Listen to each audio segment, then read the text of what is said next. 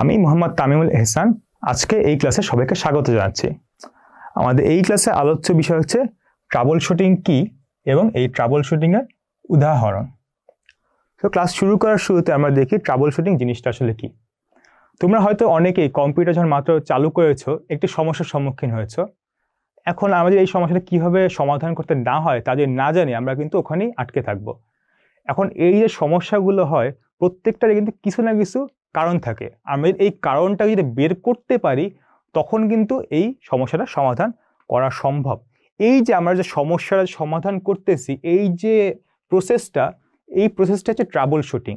তো বইয়ের ভাষায় যদি আমরা লিখি তাহলে কি হচ্ছে, এই সমস্যা যে উৎস বা উৎপত্তি স্থলে যে নির্ণয় যে প্রক্রিয়া, এটা হচ্ছে আমার ট্রাবল শুটিং। আচ্ছা, তো এখানে কি হয়, এইখানে আমাদের করে কি, প্রথমে কিছু প্রশ্ন উপস্থাপন করে আমরা হচ্ছে নিজেকে নিয়ে জিজ্ঞেস করি এই জিনিসটা কি আছে, ওই জিনিসটা কি হইতেছে ঠিকঠাক মতো। এরপর আমরা চেক করে দেখি যে আমরা যে প্রশ্নটা করছি সেটা উত্তরটাকে আসলে আমরা পাচ্ছি কি না।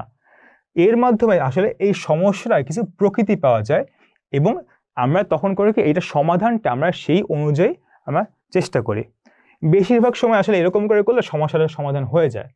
তাও যদি না হয় আমরা তাহলে একবার ফাইনাল স্টেজে যে একটা ফাইনাল সলিউশন আছে, সেটা হচ্ছে কোনো একজন অভিজ্ঞ মানুষের কাছে নিয়ে যাওয়া। কিন্তু আমাদের সবসময় তো ওই পর্যন্ত আমাদের যাওয়া নাও লাগতে পারে। তাই আসলে আমরা প্রথমে করি কি, আমরা প্রথমে একটা সমস্যায় পড়ি, এরপর আমরা করি কি নিজেকে হচ্ছে একটা প্রশ্ন করি যে এই জিনিসটা আসলে কিভাবে হচ্ছে। এই প্রশ্নটার আমরা হচ্ছে একটা উত্তর আসে, এই উত্তরটা থেকে আমরা আসলে চেষ্টা করি যে আমার এটা সমাধান হচ্ছে কি না। সো বেসিক্যালি এই কয়েকটা স্টেপ যদি আমরা ফলো করি তাহলে আমরা যে কোনো সমস্যার, যে কোনো না অনেকগুলো সমস্যার আমরা আসলে সমাধান করতে পারি। তো আমরা এখানে কিছু কমন, বইয়ে আসলে অনেকগুলো দেওয়া আছে, প্রায় 10-12টার মতো। তার মধ্যে থেকে অল্প কিছু সমস্যা এবং তারা কীভাবে আমরা সমাধান করতে পারি সেগুলো হচ্ছে দেখব। একবার সবার প্রথমে একটা খুবই কমন একটা জিনিস হচ্ছে, আমরা কম্পিউটারের যে পুরো সিস্টেমটা সেটা হচ্ছে আমরা চালু করতে পারতেছি, মানে আমার কম্পিউটার ইউপিএস যেটা বা আইপিএস যাই হোক না কেন কিছুই আসলে অন হচ্ছে না। তো তাহলে আমরা কি করব, প্রথমে আসলে আমরা চেক করে দেখবো যে মেইন যে কেবলটা সেই কেবলটা কি আসলে আছে কিনা, কানেক্টেড আছে কিনা। আর মেইন পাওয়ার কেবলটা যদি কানেক্টেড না থাকে আমাদের কোনো পাওয়ার তো আসবে না। প্রথমে আমরা চেক করলাম না মেইন কেবলটা আসলে কানেক্টেড আছে, সো আমাদের প্রথম স্টেপটা করা কমপ্লিট। এবার সেকেন্ডে তাহলে দেখবো যে এই যে মেইন বোর্ডে যে আমরা কানেক্ট করছি মেইন বোর্ডে কি আসলে পাওয়ারটা আছে কিনা, বা সেইখান থেকে আমার যে পাওয়ারটা সেটাকে আমাদের কম্পিউটার পর্যন্ত আসতেছে কিনা। অনেক সময় দেখা যায় আসলে আমাদের হয়তো লাইনের সমস্যা আছে যার কারণে আমাদের যে কারেন্ট সেটা হচ্ছে আমরা পাচ্ছি না।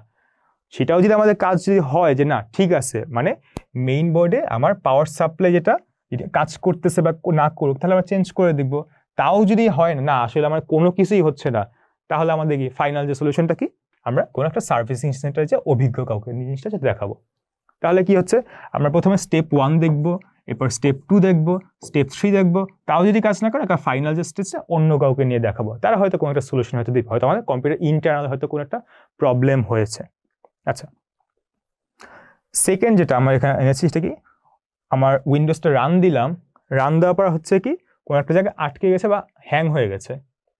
এইটা আসলে অনেক ধরনের সমস্যার কারণেই হয়, ভাইরাসের কারণেও হইতে পারে, আমার হয়তো এমনও হতে পারে আমার মেমোরি হয়তো ক্লগড হয়ে আছে বা অনেক বেশি জায়গা চলে নিয়ে আসছে। সো ভাইরাসের কারণে যদি হয় তাহলে আমরা চেক করবো যে আমার যে অ্যান্টিভাইরাস দিয়ে এটা কি সঠিকভাবে কোনো ভাইরাস ডিটেক্ট করতে পারতেছে কি না। সে যে ডিটেক্ট যদি করতে পারে তাহলে সেটা আমরা ডিলিট করলে হয়তো সমস্যার সমাধান হতেও পারে, নাও হতে পারে। তাও যদি না হয় তাহলে আমরা চেক করবো যে আমাদের অ্যান্টিভাইরাসটা সেটা কি আপগ্রেডেড আছে কিনা, মানে আমার বর্তমানে যে মানে যতটুকু হালনাগাদ থাকার কথা ঠিক ততখানি আছে কিনা। কারণ পুরাতন হলে নতুন যে ভাইরাসগুলো সেগুলো আসলে সে ঠিকভাবে আইডেন্টিফাই করতে পারবে না।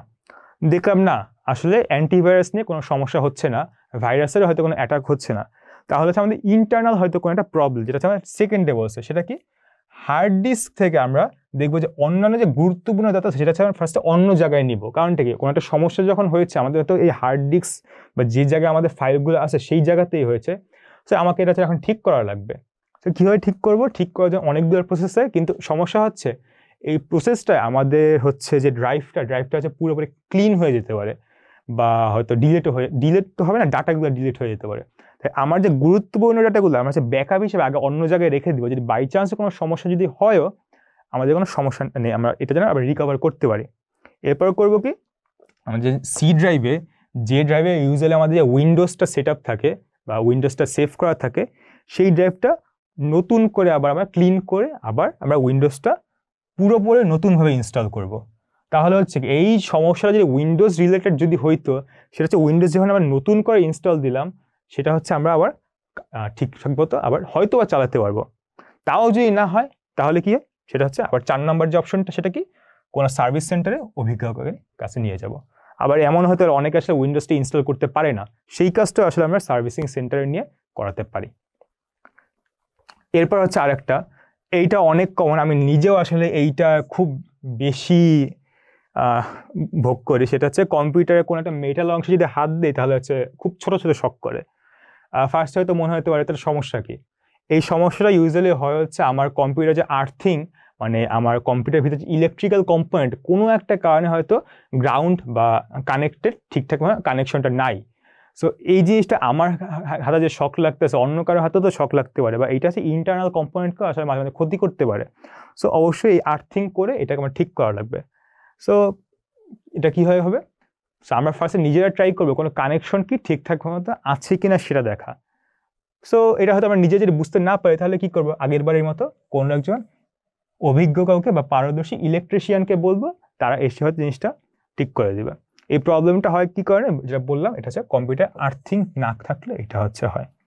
4 নাম্বার, এটাও খুব কমন একটা প্রবলেম, কম্পিউটার তারিখ বা সময় ঠিকঠাক মতো নেই। এর দুইটা কারণে হতে পারে, হয়তো আমার সিস্টেমের যে ডেটটা আছে সেই ডেটটা হয়তো আমার রিসেট হয়ে গেছে, বা ইন্টারনেটের সঙ্গে কানেকশন না থাকার কারণে ডেটটা ছাড়া আপডেট করা যাচ্ছে না। সো এটা যেন আসলে আমার মানে ইন্টারনালি চেক করার আগে আমরা ফার্স্টে চেক করবো যে এটা কি আমরা যদি নিজেরা যদি চেঞ্জ করি, সেই চেঞ্জটা হচ্ছে যদি সে ধরে রাখতে পারতেছি কি না। সো আমরা প্রথমে যে করবো কি, সেটিংসে যে টাইম সেটিংস আছে সেখানে যে আবার আপডেট বা রিফ্রেশ কোনো অপশন যদি থাকে সেটা হচ্ছে আমরা ট্রাই করব, বা ইন্টারনেট থেকে হচ্ছে আমার ডেটটা হচ্ছে সেভ করার ট্রাই করব। সো ওটা যদি কাজ করে, সো আমাদের এই প্রথম যে অপশনটা, যে প্রবলেমটা, সেটা হচ্ছে ঠিক হয়ে গেছে। তাও যদি না হয় তাহলে হচ্ছে আমরা বুঝতে পারবো ইন্টারনালি হয়তো একটা সমস্যা আছে। এই জিনিসটা আসলে যে সময়ের যে ব্যাপারটা, সেটা হচ্ছে চেক করেছে CMOS, complementary metal oxide semiconductor. এটা হচ্ছে মাদার বোর্ডের মধ্যে থাকে, সেইটার ব্যাটারির হয়তো কোনো একটা সমস্যা হয়েছে। এখন এই ব্যাপারটা আসলে আমরা তো নিজেরা ঠিক করতে পারবো না, সো কাকে ঠিক করার জন্য কি করবো, আমরা হয়তো অন্য কোনো যারা আসলে জিনিসটা পারে তার কাছে নিয়ে যাবো। তো আমাকে তো আসলে বুঝতে হবে যে সমস্যাটা আসলে হয়েছে কোথায়। ছোট ছোট বিষয়গুলো যেগুলো আমরা নিজের সমস্যার সমাধান করতে হবে, তা যদি আমরা করে ফেলতে পারি তাহলে আসলে আর অন্য কারোর কাছে যাওয়ার প্রয়োজন হয় না। আবার এই সবগুলো আসলে আমরা যদি সঠিকভাবে আইডেন্টিফাই করতে পারি, যেন আমরা বুঝতে পারতেছি যে কম্পিউটারে আমরা সময় তারিখটা যাই করতেছি না কেন কোনোভাবেই আসলে এটা হচ্ছে না, তাহলে আমরা করবো কি, আমার মোবাইল বা অন্য কোনো ডিভাইস থেকে গুগলে সার্চ দিব যে আমার কম্পিউটারে সময় কাজ করতেছে না। সো সঠিকভাবে যদি আইডেন্টিফাই করতে পারি তাহলে ওইটার রেজাল্টে হয়তো আমার যে অ্যান্সারটা আসবে সেইটা আমরা চেষ্টা করে দেখবো যে হচ্ছে কি না।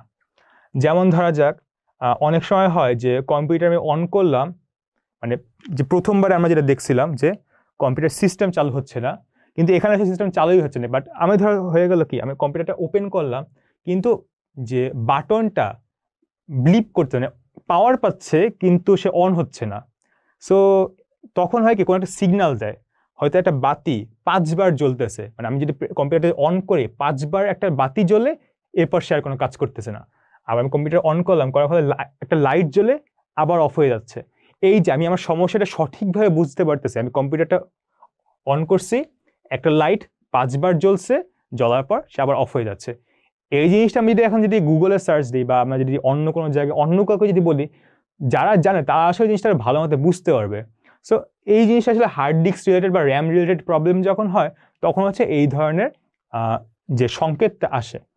সো এই ধরনের যে প্রসেসটা, সেই প্রসেসটা দিয়ে আমরা আসলে পরের যে অংশটা সেটা সমাধান করতে পারবো। 5 নাম্বার, আমার মাউস ডিটেক্ট করতেছিলাম, মানে আমি কম্পিউটার মাউস ইনপুট দিয়ে রেখেছি, মাউস নাড়াচ্ছি কিন্তু আসলে কোনো ইনপুট আসতেছে না, অন্যান্য সব কিছুই ঠিক আছে, জাস্ট মাউস ক্লিক করলে কোনো কাজ হয় না। এটা অনেক কমন একটা প্রবলেম। সো এইটা আসলে মানে অনেক কমন প্রবলেম হলেও এইটার অনেক কারণ থাকতে পারে। সবার প্রথম কি, অবশ্যই আমার মাউসের যে কেবলটা, সেই কেবলটাই হয়তো কানেক্টেড নাই, হয়তো নাড়াটাড়া লেগে ওই জিনিসটা লুজ হয়ে গেছে। আমরা ফার্স্টে ট্রাই করে দেবো এই কেবলটা কি ঠিকঠাক মতো কানেক্টেড আছে কি না। তাও যদি না হয় আমরা চেষ্টা করবো অন্য কোনো পোর্টে লাগায় দেখবো, মানে আমি যে পোর্টটায় মাউসটা ইনসার্ট করে রেখেছিলাম যে কেবলটা, সেই কেবলটা হয়তো সমস্যা আছে, আমরা করবো কি পোর্ট পরিবর্তন করে অন্য কোনো ইউএসবি কেবলে খুলে লাগাই দেখবো যে না এইটা কি কাজ করতেছি কিনা।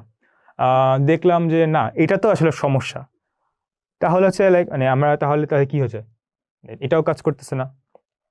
তাহলে আমরা জানি একটা ভালো পোর্ট মানে চেঞ্জ করার পরও যদি কাজ না করে, তাহলে আমরা অলরেডি একটা হয়তো পোর্ট ইউজ করতেছি, হয়তো কিবোর্ডের জন্য একটা পোর্ট ইউজ করতেছি, কিবোর্ড তো কাজ করতেছে, তার মানে আমরা শিওর যে এই যে পোর্টটা, এই পোর্টটা ওকে। তখন আমরা এই যে ভালো পোর্ট এইখানে হচ্ছে আমরা আমার মাউসটা ইনসার্ট করে দেখবো যে না এবার কাজ করতেছি কিনা। না তাও হচ্ছে না, তাহলে কি করব? 4 নম্বর প্রবলেম বায়োস। বায়োস জিনিসটা আসলে একটু অনেকে জানে না, এটা আমার উইন্ডোজটা যখন মাত্র অন হয় তখন একটা আরেকটা মেনু আসে, এই মেনুটা হচ্ছে আমার উইন্ডোজটা কীভাবে অপারেট করবে বা কোন উইন্ডোজটা আসলে না যে অপারেটিং সিস্টেম যেটা কাজ করবে এই রিলেটেড কিছু সেটিংস, মানে আমরা উইন্ডোজটা যেখান থেকে অ্যাকচুয়ালি সেট আপ করা হয় হচ্ছে বায়োস সেট আপ বলে। এই জিনিসটা যদি না বুঝে কেউ, সো ইন্টারনেটে সার্চ করে হয়তো দেখা যেতে পারে, তাও যদি না বুঝে সেটা বললাম কোনো অভিজ্ঞ কারোর কাছে যাওয়া লাগবে। বাট কেউ যদি বুঝে বায়োস জিনিসটা কি, সে হচ্ছে বায়োসে যে দেখবে যে আমার মাউসের যে ইনপুটটা সেটা কি ঠিকঠাক মতো দেওয়া আছে কি না। যদি না থাকে তাহলে জাস্ট আমি এনেবল করে নিব, এনেবল করে আমি জাস্ট সেভ করে নিব। এখন কোশ্চেনটা সাধারণত মাউসই নাই, মাউস না থাকলে আমি কীভাবে এগুলো কাজ করব? বায়োস যে সিস্টেম মেনুটা, বায়োসের মেনুটা আসলে হচ্ছে আমরা মানে কিবোর্ড থেকে ইউজ করি, বায়োসে কোনো ইউজুয়ালি মাউস ছাড়াও কাজ করা যায়। কিবোর্ডও যদি না থাকে কম্পিউটারে কিছু কিছু তো বাটন থাকে, সেই বাটন থেকে আসলে বায়োসটা অপারেট করা যায়।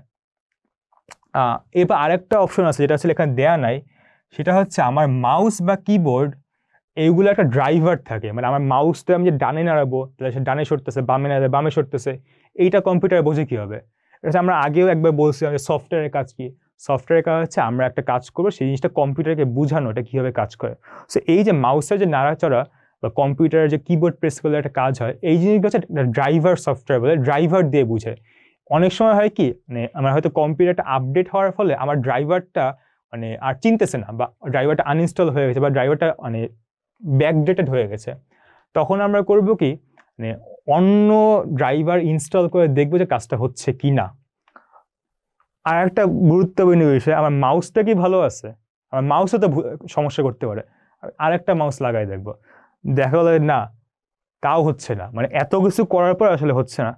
তাহলে আমাদের কি করব? আমরা হয়তো কোনো একটা কম্পিউটার অভিজ্ঞ কারোর কাছে নিয়ে যাব, সে যেটা বলবে সেটাই। তো এখানে দেখা যায় একটা খুব সিম্পল একটা জিনিস, যেটা একটা মাউস কাজ করছে তার একটা কত ধরনের প্রবলেম হতে পারে।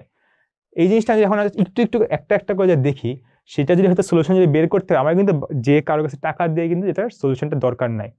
তাও যদি এখন এই জিনিসগুলো মনে না থাকে, আমরা যেটা বললাম গুগলে করে আমরা সেটা দেখতে পারি যে এই জিনিসটা কীভাবে কি কাজ করতেছে। তো আমাদের প্রত্যেকটা সমস্যারই আসলে এরকম একটা সমাধান আছে। এটা কীভাবে আমরা করবো? কিছু প্রশ্ন করব, সেই প্রশ্নের উত্তর পাবো, ইয়েস নো, ইয়েস হলে তো ডান শেষ, নো হইলে আমরা অন্য একটা প্রশ্ন করে দেখব। এই প্রশ্নটা যে আমরা যদি নিজেরা যদি করতে না পারি, যেটা বললাম গুগল করে দেখবো আসলে কী কী সমস্যা হতে পারে, দেন ওগুলো আমরা চেক করবো। এই যে পুরো যে প্রসেসটা, আমরা একটা প্রশ্ন করতেছি বা একটা সমস্যা হচ্ছে, কিছু প্রশ্ন করতেছি বা চেক করতেছি, সেটা একটা উত্তর পাচ্ছি, সেটার বেসিসে বা এইটার ভিত্তিতে আমরা আরেকটা কাজ করতেছি, এই জিনিসগুলোর টোটাল প্রসেসটাই হচ্ছে আমাদের আসলে ট্রাবল শুটিং। তো আমরা আশা করতে পারতেছি যে আমাদের ট্রাবল শুটিং বিষয়টা তোমরা পুরোপুরি বুঝতে পেরেছ। আমাদের আজকের ক্লাসটা এখানেই শেষ করছি। সবাই ভালো থাকবেন, সুস্থ থাকবেন, ধন্যবাদ।